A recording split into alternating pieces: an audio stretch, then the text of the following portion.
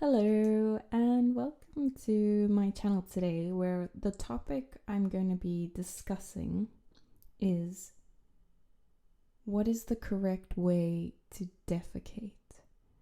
So perhaps you clicked on this link because it's such a taboo subject and you're curious, or really perhaps you are an individual who is suffering from typical symptoms of constipation.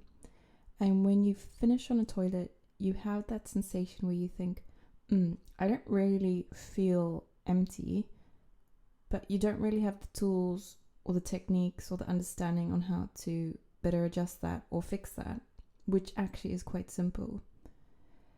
And unfortunately, in the way that society is run today, it's not really a subject that we can just casually ask anyone about, really, probably except a medical practitioner or a colonic hydrotherapist, which I think is quite strange and unfortunate, as at the end of the day, this is something that we all do, and even so, in a healthy state, do regularly on a daily basis. So today what I'm going to do is give you one amazing trick to incorporate into your daily routine that will fundamentally change the way you live.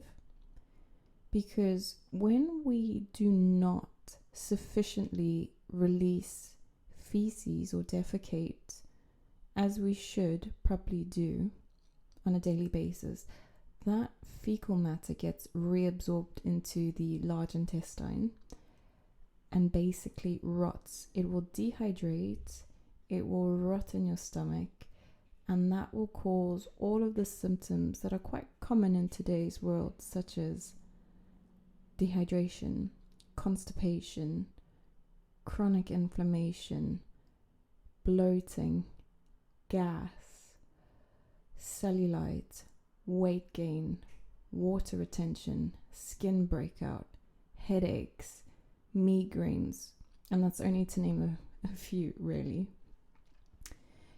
And the question on everyone's mind is, what do I do, or what am I doing wrong that needs fixing?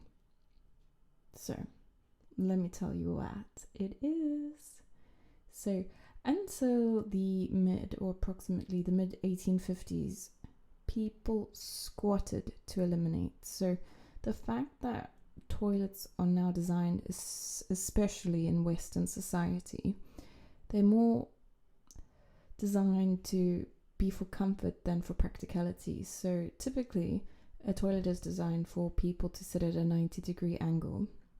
And what ends up happening is that our colon is actually being suffocated. So the modern toilet is completely unnatural, and it has caused and is really the fundamental cause of a great deal of people suffering from constipation, as it's not designed to support the abdominal area during elimination. The natural position that Mother Nature intended for man to defecate is to squat. Why? Because this takes the pressure off the bowel mechanism and enables you to move contents in your large intestine more easily. So even in the so-called civilized countries, you might actually see that there are some restrooms that have been set up the same as in primitive areas, which you may say is third world countries or outdoor experiences. So they provide bars along the walls so that the elderly and the infirm can actually support themselves too. So when sitting on a modern toilet, we need to use, and this is the trick, a stool. Back to old school ways of potty training. So a stool that is used to raise your feet, and it helps your body assume the squatting position. And it is also helpful to, when you're defecating, to actually raise your hands above your head.